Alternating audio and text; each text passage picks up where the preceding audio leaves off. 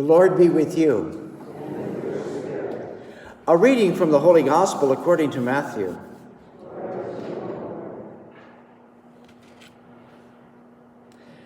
Jesus said to his disciples, "The kingdom of heaven is like a treasure buried in a field, which a person finds and hides again, and out of joy goes and sells all that he has and buys that field. Again, the kingdom of heaven is like a merchant searching for fine pearls. When he finds a pearl of great price, he goes and sells all that he has and buys it. Again, the kingdom of heaven is like a net thrown into the sea, which collects fish of every kind. When it is full, they haul it ashore and sit down to put what is good into buckets, what is bad they throw away. Thus it will be at the end of the age. The angels will go out and separate the wicked from the righteous and throw them into the fiery furnace, where there will be wailing and grinding of teeth." "Do you understand all these things?" They answered, "Yes." And he replied, "Then every scribe who has been instructed in the kingdom of heaven is like the head of a household, who brings from his storeroom both the new and the old." The Gospel of the Lord.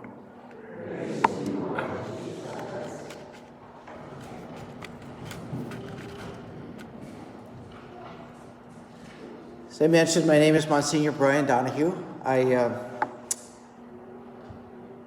all Irish. I thought I was 1/32 Scotch, but my brother in Idaho did that DNA test and came back that we are 100% Celtic. I think I forget what word they use, but it means Mall Irish. And I have 6 brothers and 3 sisters.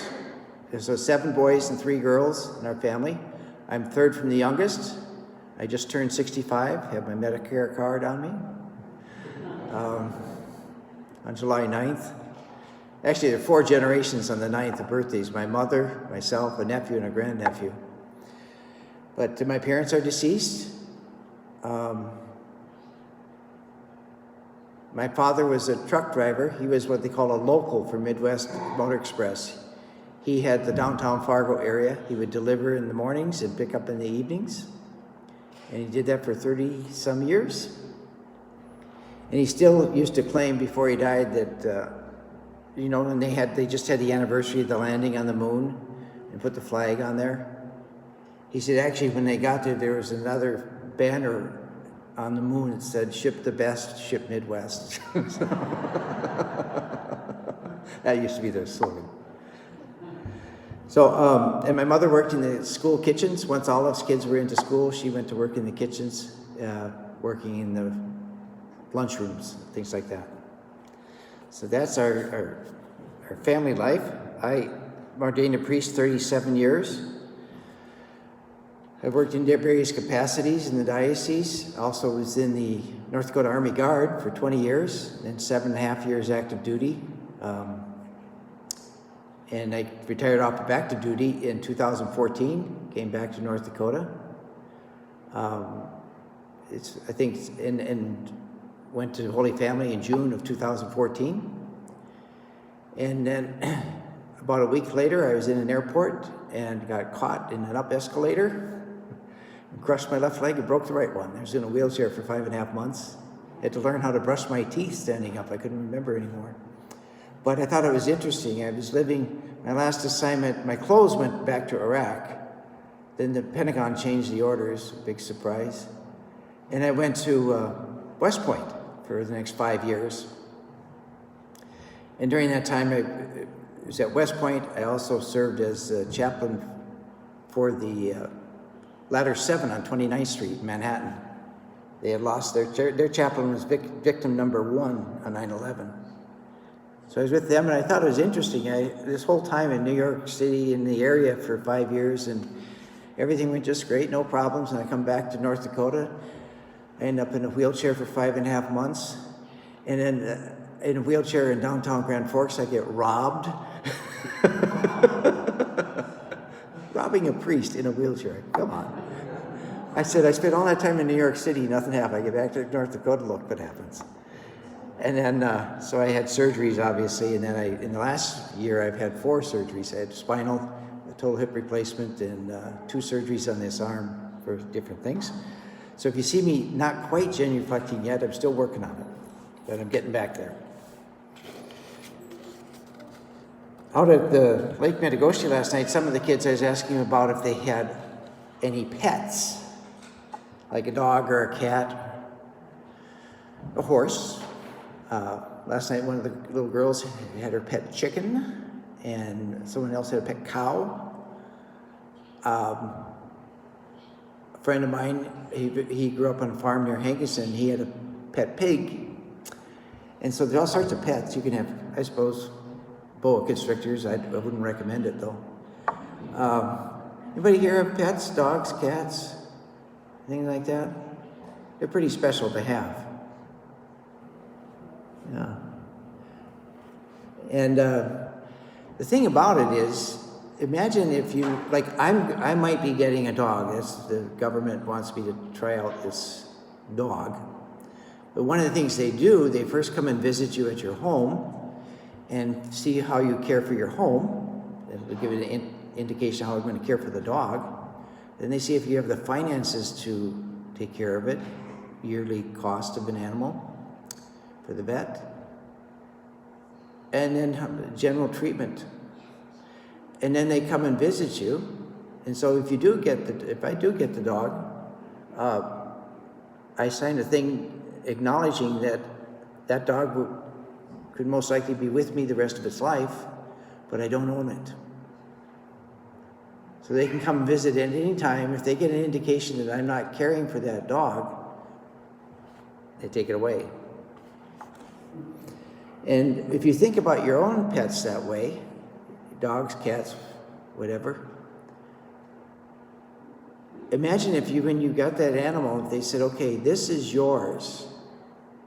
You have to care for it, you have to clean it, you have to exercise it, you have to feed it, you have to clean up after it, especially in the house, and so on and so forth. And we'll come by every month and check on that as long as you have that dog. And if any time you don't take care of it, we're going to take it back.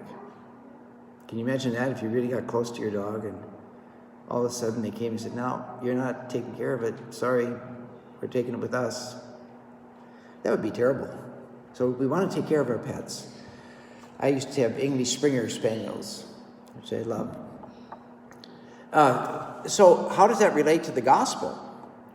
It relates in this way. Jesus was talking about finding a buried treasure. Well, a pet is sort of like a treasure. And he says the person that finds it goes off and sells all they have so they can purchase the field where that treasure is, because they know it's in there. They know it's worth more than they have. So they go sell everything to get that treasure. And as Jesus says, the kingdom of heaven is like that. It's a treasure buried in a field. Now, people understood what he was talking about at that time, because at that time, the Roman Empire had conquered, at the time, most of the Western Hemisphere and some of Africa. And so if the Romans were coming to take over your town, word got around. And most people would leave the town and run off before the Romans got there. But what they do, they couldn't take everything with them, so they took some of their valuables and they buried them in the fields. So that's what they knew what Jesus was talking about when he said that. In fact, I was reading on that, and not too long ago, an archaeological dig, they found something in a field. It was a ivory palace type thing. I guess it's in history, something worth priceless, billions of dollars. And it was buried. And they found it. So you imagine if you found that first and you went, you'd sell everything you had to get that. And it'd be good. So that's what Jesus is saying. The hidden treasure is the kingdom of heaven. And we do have it. And it is given to us. It was been found, and Jesus sold all he had to get it for us, his life. And now we have the treasure. but we have to take care of it. Because we have the kingdom, but we have to get there now on a journey. That's where the Eucharist and reconciliation come into play. And then we have to, so how do we do that? Obviously I said the Eucharist reconciliation, but what Jesus means when we live our life, we live the gospel, that's how we continue on that journey to heaven. And so how do we live the gospel? Because we're here now. We live the gospel in our daily life. That's what Jesus is getting at. That's how we maintain that treasure. That means that whatever we do it with dignity. We do it with love and devotion. We live the gospel message. As Pope St. John Paul II said, holiness of life does not have to do with doing extraordinary things. That's not holiness. I mean, it may be a great thing, land on the moon, that's a big deal, but it doesn't mean you're holy. Holiness, he said, consists in doing ordinary things in an extraordinary way. Ordinary things. Like an ordinary thing would be going to bed at night. And in your family, maybe one of the things about that you want to make it ordinary done in an extraordinary way is I'm not going to get in a fight with anybody before I go to bed tonight. I'm not going to let the sun go down on my anger, as the scriptures say. St. Paul says, don't let the sun go down on your anger. Another ordinary thing done in an extraordinary way is whatever our job is, our work. It doesn't matter what the work is. We could be Pope Francis, or we could be the janitor at the Vatican. The position has nothing to do with holiness of life. Might have a bigger charism to carry out the papacy, but it doesn't relate to holiness necessarily. So at the Vatican, the janitor could be holier than the Pope. I'm not saying he is or anything. I'm not trying to say anything about the Pope. Although I heard about one Pope in the history of the church, and the speaker said he'll be down mopping the floors of purgatory after everybody else is gone. So, but not Pope Francis. So, but either one could be, it's a potential to be a saint. It's what the dignity we bring to the work. The work doesn't bring dignity to me. I bring dignity to the work. We're human beings. We bring the dignity. So whatever our work is, we do it with a sense of holiness, that this is carrying out our service in Christ. And we do that at home. We do it everywhere. The charity is the measure by which we will be measured. And so that's what he's talking about in the gospel today.